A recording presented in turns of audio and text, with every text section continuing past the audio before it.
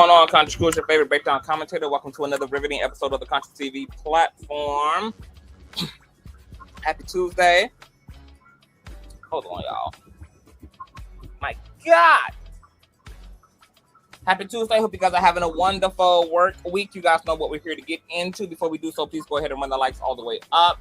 Liking the video not only helps with YouTube's algorithm, but more importantly, triggers up YouTube's notification system. So when you are thumbing up the video, you are literally knocking on the digital door of another conscious crew member and telling them to get their black asses into the sanctuary. So whether you part of the replay gang, active for me, me, Sky Reed, or you are an old ass piece of bush, baby, please swing and bang like hell on that like feature. We need all of that. If you enjoy everything that Kane does here, you can always donate to the platform at $Consciouztv on Cash App and or PayPal.me/Consciouztv.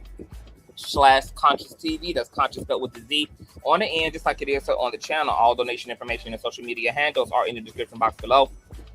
Make sure you have your notification bell set to all. And last but not least, please share the stream out to wherever it is you have a digital community, whether that be your YouTube community or your Snapchat, your MySpace, your dark side of Twitter, Tumblr, or your personal OF. I don't really give no damn where you in fact lay the link. Just let them horse know that we're out, we're live, and we're certainly in color. And with no further ado, let's go ahead and push on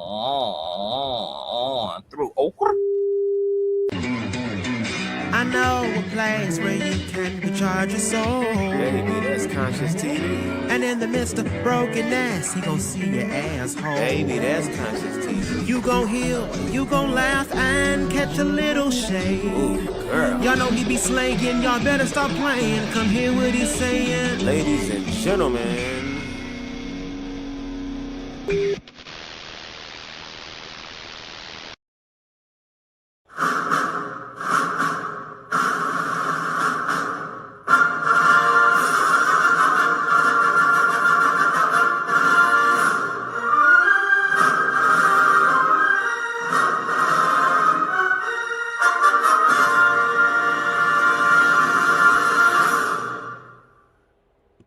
Grand Rising, everybody. Grand Rising, my Brittany. What's going on, Serena? Hey, Aquarius Moon. What's going on, Mary? Hey, I am Nicole.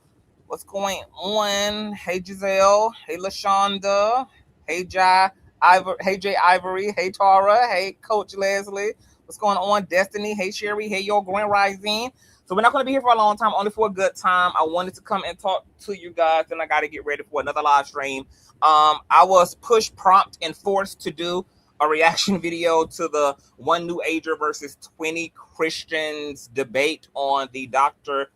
Daft show. So if you guys miss that riveting review, please catch that. It was a really awesome, great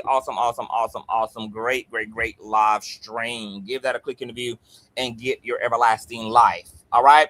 Now, speaking of everlasting life, we got to talk about some OGs, baby. All right. I didn't realize until now that this is the OG-centered commentary, child. Okay. We got all of the premier bloggers. All right. Charlemagne the God, Wendy Williams, and Perez Hilton, my God, today. So let's open up, I think, first with Perez Hilton, who you guys know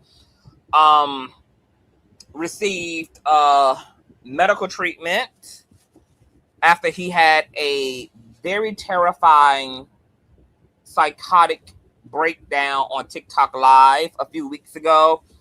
He was naked, he was slashed, he was cut, and he was covered from hair to toe in nothing but blood. Authorities were alerted. He was transported safely to a hospital where he had to endure blood transfusions and began a long but steady road to recovery, right? Now, Perez Hilton is a very interesting case. You guys may or may not know that Perez Hilton was the premier blogger in the early mid-2000s. He was basically the saltine Wendy Williams. He was the industry troll for the Saltine Stars, Britney Spears, Amanda Bynes. I mean, you know, he had the tea and he had the torture, okay? For Hollywood elite and talent. He fell off toward the modern age, toward the social media age. So while he's not as relevant today as he obviously was, 15, 20 years ago, he still has legacy. He hosted the Bad Girls Club. He's been a part of other pop culture phenomenon. And toward this current chapter of his life, he's older now. He has 3 children via a surrogacy. He has also had other medical issues. And in those experiences, believe that he experienced God. It put him in a deeply introspective place where he had regret around the way he spoke about people, the way that he harmed people through his work. And he's been on an apology tour for the past few months, attempting to do the work, to do the shadow work, to both publicly and privately apologize to various celebrities who were on the messed up end of his trolling, whether those celebrities accept the apology or not. He has, as a man, been on the road of clearing his conscience and doing what he needs to do to make things right regarding that for other people and for himself. It's very clear to me, because you guys know we had a whole discussion over here where I felt like Saturn really returned for Perez. It happens in everybody's life. As the scriptures say, God is of no respects to no one man or woman. Everybody has to be parented by spirit. Everybody has to be tested and tried by spirit. And the interesting thing about forgiveness, right? Whether it's forgiving yourself or forgiveness extended to you by someone that has perceived you as hurting them, is that forgiveness doesn't necessarily dissolve consequences. So sometimes the body still has to pay for what the heart has let go of, right? You catch me? Because karma has a legal jurisdiction, all right? And there is some karmic debt that cannot be fully accounted for by way of forgiveness. The body must still pay. And that seems to be the case for Perez Hilton, whose shadow work is coming to a head. And I think between a combination of him getting older, him going down this rabbit hole of guilt and shame about his conduct, and then the extremity of social media, which he is the godfather of online trolling, etc., is giving him the same work that he gave those celebrities, and the public refuses to let him live it down, who he used to be. And because his inner sanctuary is not set up to properly endure the external consequences of his past behavior, I believe that has led to said psychosis. And he's more than likely also been treating his guilt, his shame, his depression with drugs, because apparently Perez Hilton is being also treated for overdosing. All right, so let's get into some TMZ and get into some Perez Hilton updates here per Miss TMZ child. All right, first up, Perez Hilton treated for OD after self-harm live stream. Perez was treated for an overdose following an alarming TikTok live stream earlier this month, according to a Miami-Dade County Sheriff's Office incident report obtained by TMZ. As we reported, the internet personality, legal name Mario Armando Lavidaria Jr., was taken to a Miami area hospital on August the 4th after authorities responded to reports of a possible suicide attempt at his home. According to the police report, fire rescue personnel treated Perez at the scene for multiple injuries and an overdose before he was transported to the hospital. His sister told the cops her brother was unusually quiet that day and had locked the bedroom door, which she said was unusual. She told the cops that she asked Perez if he was okay from behind the locked door, and he said he was fine. But she became more concerned when Perez unlocked the door and she saw him naked and covered in blood. Perez's sister says that she then rushed to take his children out of the home and they got into her vehicle. While they were in the car, Perez walked out naked and bloody and started banging on the driver's window. My God. She said she drove away once she saw police arrive. She told cops that Perez previously received treatment and had been dealing with depression, anxiety, and overwhelming thoughts following his hospitalization for sepsis earlier this year. You guys know that we entertained one of the possible contributors to his psychotic episode, which was something called sepsis psychosis, which is a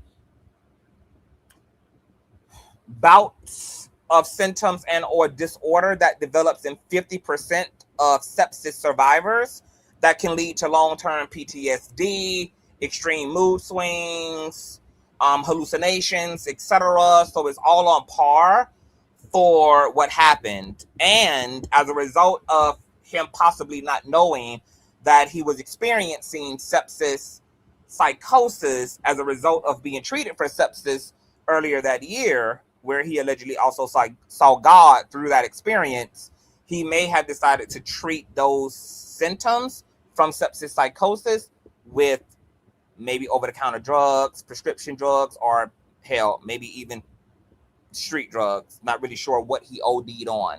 As we reported, Perez was then placed under Florida Baker's Act, which allowed authorities to temporarily hold someone for a mental health evaluation when they believe the person may pose a danger to themselves and others. Perez's family announced he suffered injuries requiring surgery and has been recovering with their support. A TikTok spokesperson told us his account was also banned following the live stream. Perez has not publicly addressed the details of the incident as he remains in treatment. And you guys also know that Perez also gave custody of his children to his mother, which is who the children are in the custody of right now as Perez navigates this. All right.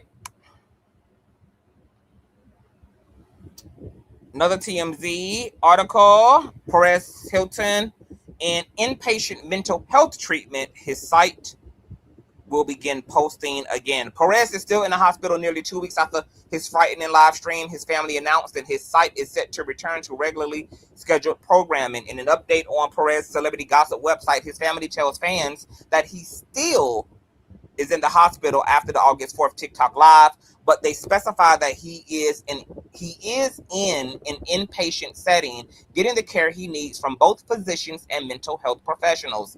Inpatient mental health care can sometimes indicate a longer stay where patients remain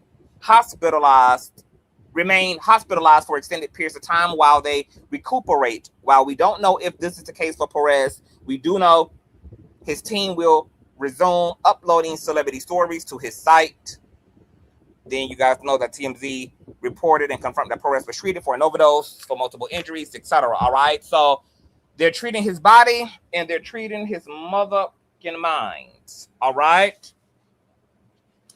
I know that there's a lot of people who don't see it for Perez and they feel like, good girl, everything that you drove and took Brittany through, we don't care. I do understand those sentiments, but you know, I got to actually see the 23 seconds of that live stream. No part of me was prepared for what I saw, and I would never wish that on any human being. I don't give a damn what they use their mouth to do. Okay? I just don't care. It was one of the most horrific things that I've seen all year. And it's something that you see that you will never forget. Everybody who saw that live stream or saw takes and clips and edits from that live stream will never, ever be able to unsee what they saw.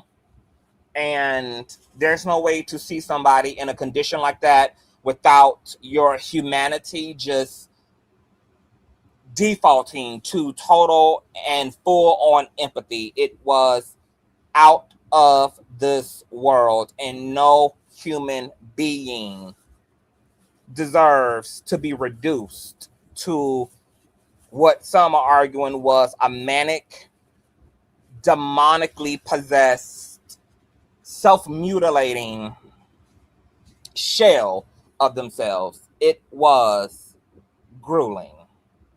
So shout out to Perez. This treatment will more than likely lead to him being able to continue to address any childhood trauma, any of his guilt and shame for, how he treated other people via his brand. And hopefully what's on the other side of this is a fully healed Perez who's able to use his lived experience for the greater good, especially in an era and a time where the market for blogging is oversaturated and so many people are on their path to being a Perez Hilton or being a Wendy motherfucking Williams. And I think that there's some things in common between what's happening between Charlamagne the God, Wendy Williams, and Perez that I think is really important for those aspiring to be the next premier bloggers and to make a name and a living and a life for themselves doing what we do. So check this out. Wendy Williams, all right, says that she believes karma is catching up to her. My God. Today, according to source.com, Wendy Williams reportedly opened up about her current struggles during a private dinner with Charlamagne the God and Lauren LaRosa of The Breakfast Club, sharing that she believes karma may be playing a role in what she's experiencing. Speaking to the Brilliant Idiots, LaRosa recalled Williams, I think The Brilliant Idiots is the podcast name that Charlamagne is also on, possibly. LaRosa recalled Williams saying that she felt, quote, everything she's going through right now could be God holding her accountable for things she previously said about others. Charlamagne said that the moment hit especially hard because he himself was wrestling with similar thoughts about consequences, growth, and how past behavior can come back around. The conversation offered a rare glimpse into Williams' mindset away from the spotlight, showing a more reflective side of the long-time media personality as she looks back on the impact of her words and career. Let's check out some of the comments here. One user says, it's only karma if people use the media to bash her. Other than that, who talking about Wendy? For the record, she's a radio goat, but she's not getting dragged like she could be. Just no one cares. The YN's got the algorithm now. Someone else says it would always come back to you, so you always be mindful of the things you say and do to people. Someone else says, though Tabitha Brown prayer still eating her up to this day. Woo! Someone else says, no, it's not karma. God forgives, so please don't put that on God. Someone else says, absolutely. Somebody's laughing. Someone says she's correct. Someone else says self-reflection is growth. So I found it interesting that Charlamagne also is looking back in retrospect after making himself filthy rich at the expense of driving other people crazy. Wendy Williams is in this self-reflective space. Perez Hilton has been in this self-reflective space. And I remember saying a few weeks ago when talking about Perez that it's possible that a lot of commentators are going to meet the same end, not in terms of a conservatorship or not in terms of a psychotic break, but that every man and every woman is going to have to answer for their actions, period, across the board. Whether it's you cheating on your wife with a man, whether it's you using your gifts to manipulate and to distort and to abuse, whether it's your mouth, any type of hurt in any way, shape, or form, all of our actions, we're going to be spoken for and accounted for. With this market being so oversaturated and people who want to be bloggers and trendy topic, pop culture commentators, etc. I think it's important to extract from these stories, thinking about the long term when deciding on your personal conduct and what type of blogger you want to be and the way in which you want to blog. Because at the end of the day, you are going to have to live with your actions regardless. And think about the person that you may be in 10 years and how you're going to feel about the things you did 10 years prior. Think about in 15, 20 years from now, the things that you did 20 years ago. And if you're going to feel then what you feel about them now. I think that's very important because this is the first generation of all of this. This is the first generation of humans with social media. This is the first generation of digital blogging in the fluidity and level that is at. Because even when Perez Hilton was around, social media was not there yet. You know, the internet was there, but social media wasn't really there. So, of course, like anything that's new to a people, it typically will get misused first before it's refined, before it's, you know, all the wrinkles are wrinkled out.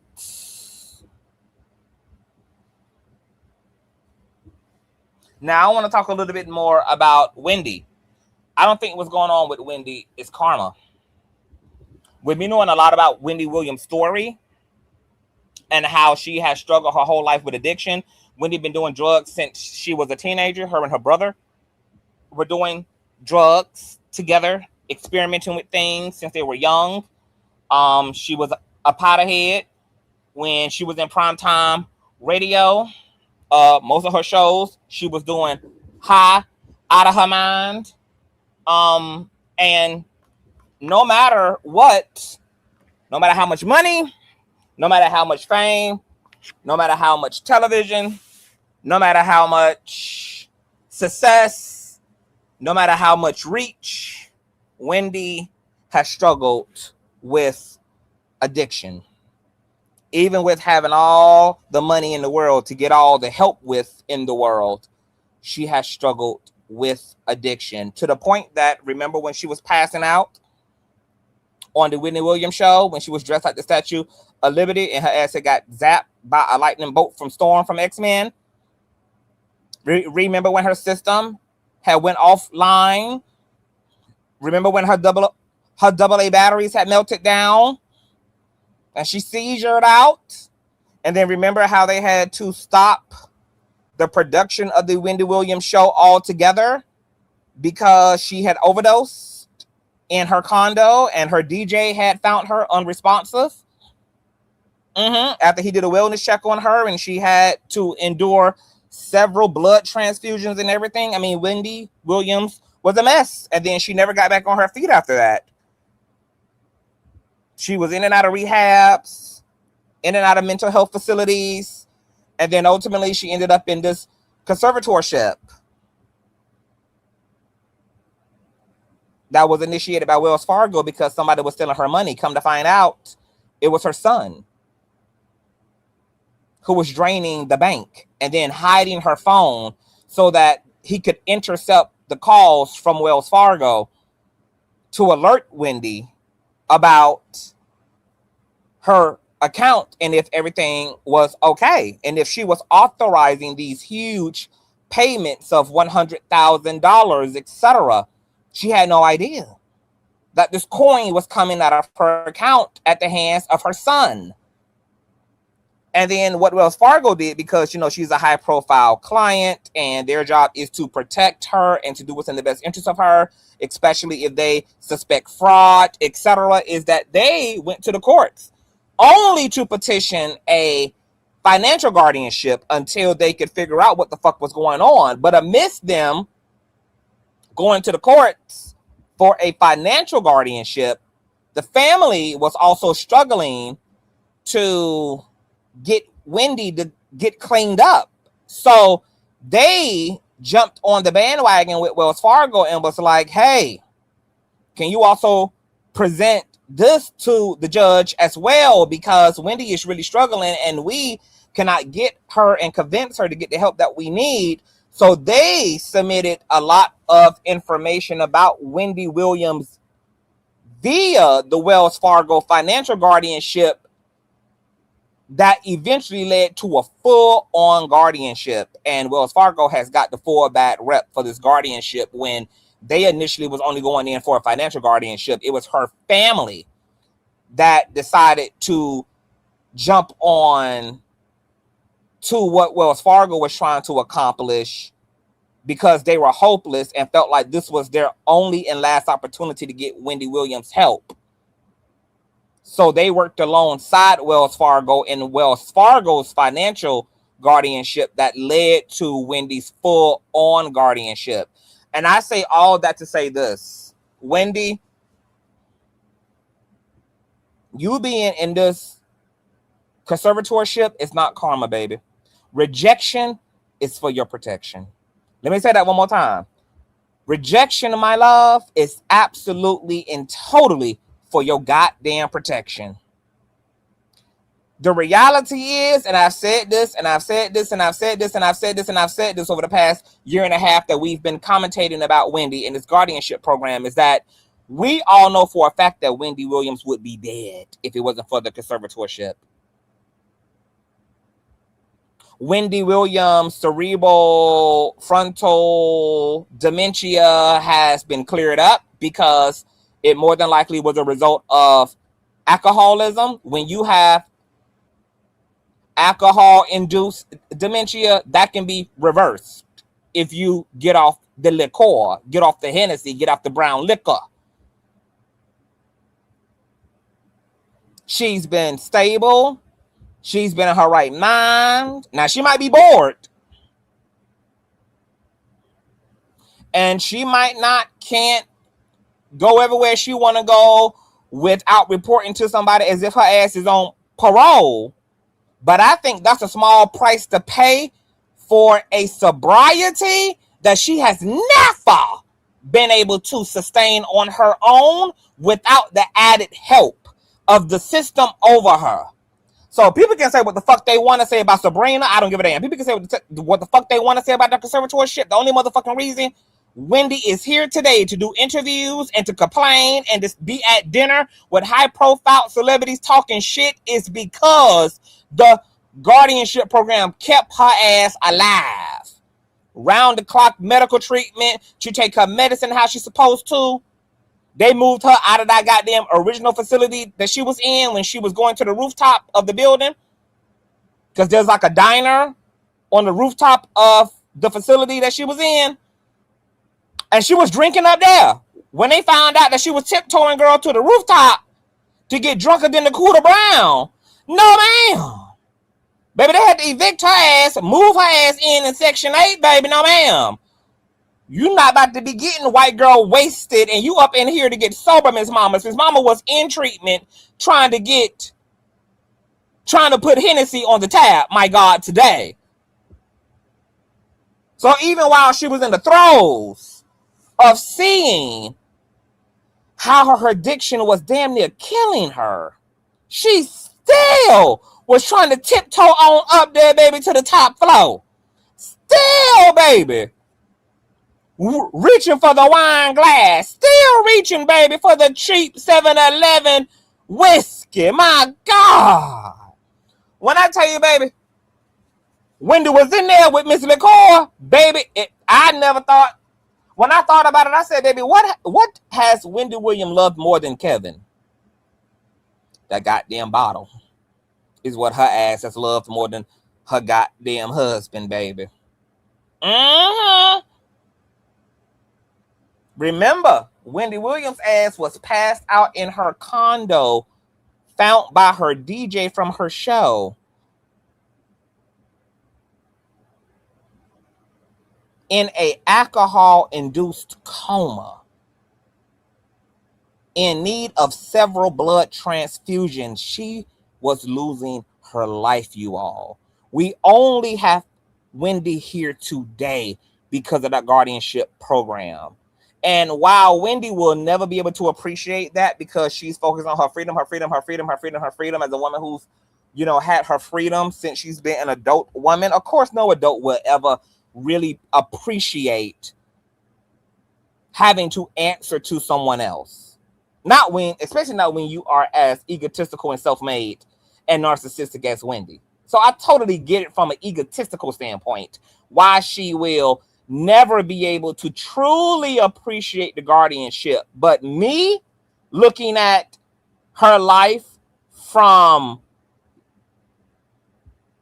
a bird's eye view, looking at her life on landscape rather than on selfie mode, how she's looking at it through, God sent her that conservatorship. See, Wendy Williams' conservatorship experience has been very different from Britney Spears' conservatorship program. Britney Spears visibly lost her net worth, her money siphoned, had every last single one of her rights stripped from her, including her reproductive rights. My God. She was force-fed medication, and she lost her mind, in part, during her experience, because a lot of this was at the hands and the betrayal of her own biological relatives. Wendy still has a coin. She was able to buy her son an expensive ass car for his graduation gift. She brags about driving around in one of the most baddest, bougiest electric scooters on the motherfucking market, baby. This is top tier SpaceX technology, baby. If she wanted to, bitch, she could go to the moon in her goddamn scooter, girl. Fuck you talking about? Okay? She goes to dinner. She eats expensive lobster. Okay? She had her own place, even though, they make checkups and all of that at her place to make sure everything's cool and good. Wendy got a good thing going on. She just got some overhead. She just got some management in her life. And the truth is, she fucking needs it. Because Wendy is an addict and will always be an addict. And she does not love herself enough to have the self-discipline to commit to a life without the powder, without the 8-ball, and without the drinking. And God knows it. Whoever is praying for Wendy, oh, baby, these are some mighty, mighty, mighty, mighty prayer warriors. Whatever ancestors, whatever living relatives, whoever is praying for Wendy, they're powerful. Because this conservatorship is the full embodiment of God's mercy on Wendy, who was supposed to be dead years ago. Y'all remember them pictures of her ass slumped over outside of the Louis Vuitton store and shit? Wendy was a mess. A sloppy, drugged out, comatose mess. And while the conservatorship may not be completely perfect either, I haven't seen anything that has really caused me to be concerned, to be honest. They got this lady paid for her documentary. They just successfully wrapped up a settlement deal that benefits Wendy Williams. She has her health. She has her mind back due to their intervention. And once again, now her personal experience of, I shouldn't have to answer to nobody. I shouldn't have to. Okay, that's her experience. Of course, she's a grown ass woman. She ain't gonna never like being confined or being told what to do. She ain't gonna never like no supervision. But a lot of times what we need don't always come with what we gonna like as well. And so this conservatorship for me represents the part of Wendy that is committed to her sobriety. And one day when she get old and wrinkled enough and she ain't got shit to do but to be a wise ass bitch on a rocking chair with a cup of grape juice in her hand, she gonna finally understand that. She gonna finally make some type of a space in her heart to say thank you. Thank you, God. I couldn't see it then, but I understand it now. And if I'm being real with myself, I needed to be stopped because I was on the road to hell and I was on the self-destructive path. And I was about to lose my motherfucking life to an addiction that I was struggling to really overcome. And I was going to leave my only son here to be without his mother.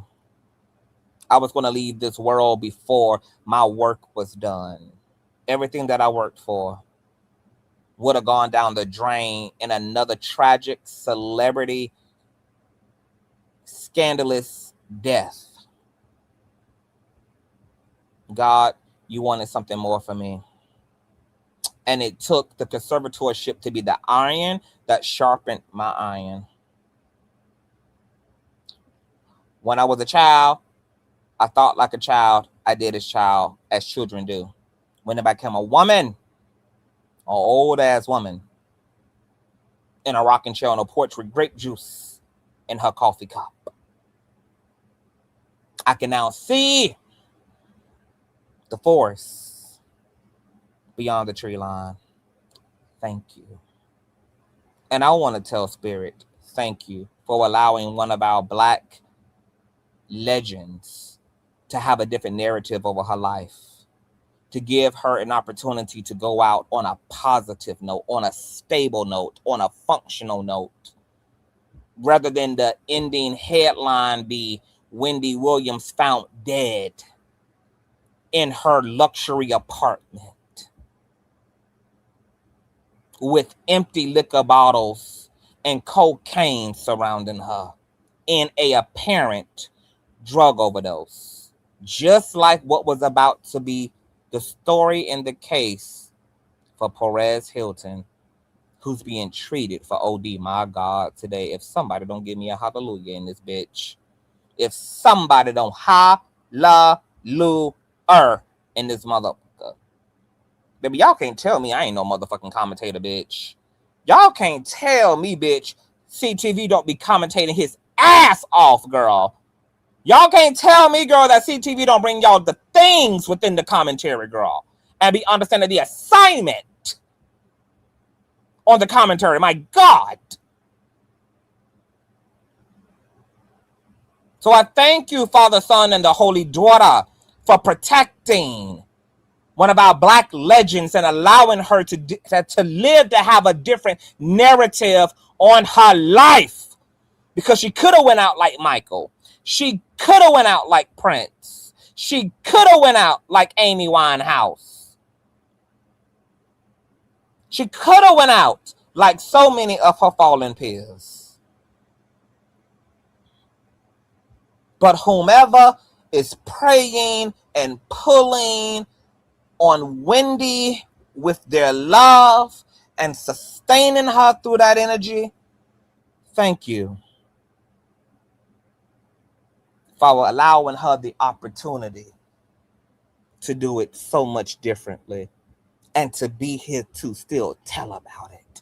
Because all of this is a part of Wendy's next chapter work, baby. Imagine Wendy Williams actually enlightened and completely spiritually clarified and matured, and the next chapter is her life.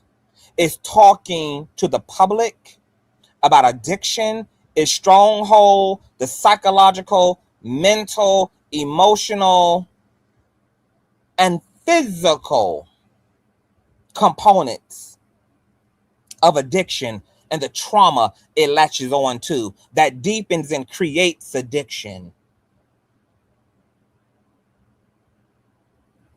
And the way that it will come and rip you and rape you away from your life and your purpose and your destiny.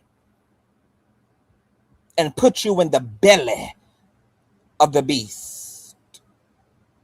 And how, no matter how bleak or dark,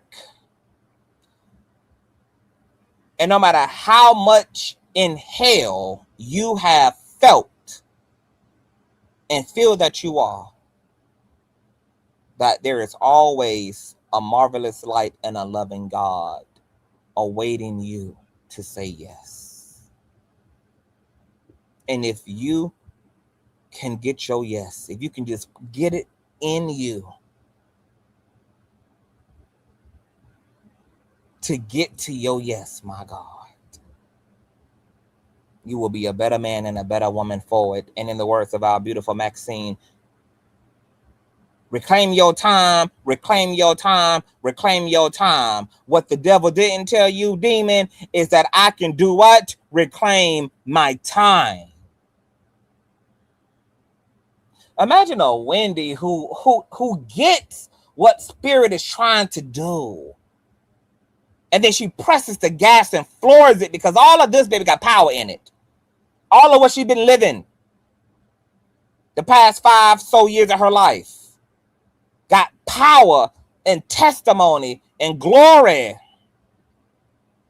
in it. We need more of that, particularly in the Black and brown community, because so many of our young people are dealing with addiction. There's an opioid crisis in America.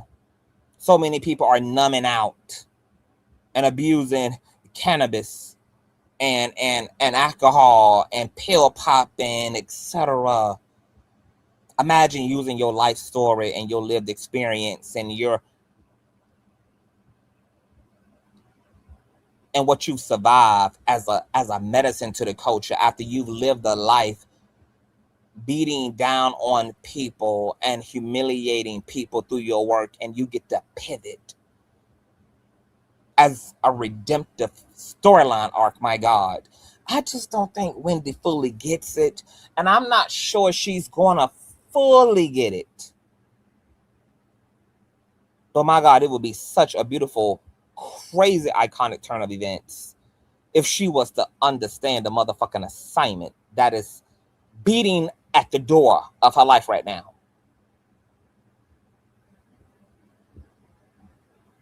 While everybody asking her to come back to the purple chair, bitch, no. Time to come back to the motherfucking therapist couch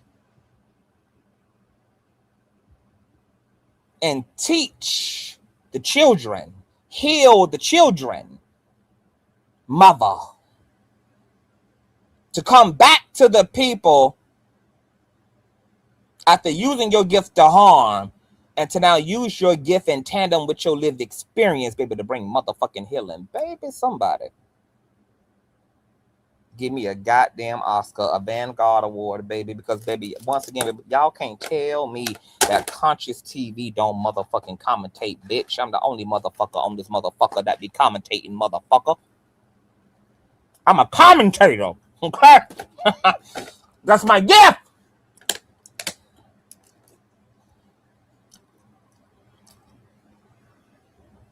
So shout out to Wendy. At the very least, even if she don't get it, she's safe, she's sound. Her son still gets to have a mother to celebrate. Her niece still gets to have a favorite auntie to celebrate. And any day now, beyond just being in recovery and being the healthiest version of herself that she can be under these circumstances as a woman who has grown older,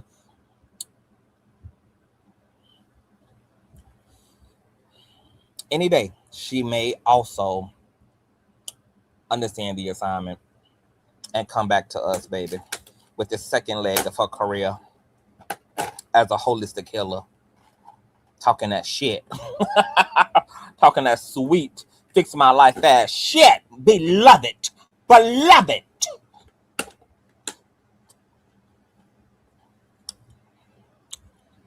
Wendy Van Zandt. My God, today. Let me stop. Let me get up out of here, girl. Before it be some kind of glory going on. I love y'all. Be blessed. Don't be stressed. If you enjoyed yourself, thumbs up, share. Tell me what you think about Perez, Charlamagne the God, Wendy Williams, all in a self-reflective state of mind, child. Okay, about, all the soul selling they had to do to get to where the hell they at. Wendy thinking that what's going on with her is karma. Do you agree or not agree? My God, tell me what you think about it below.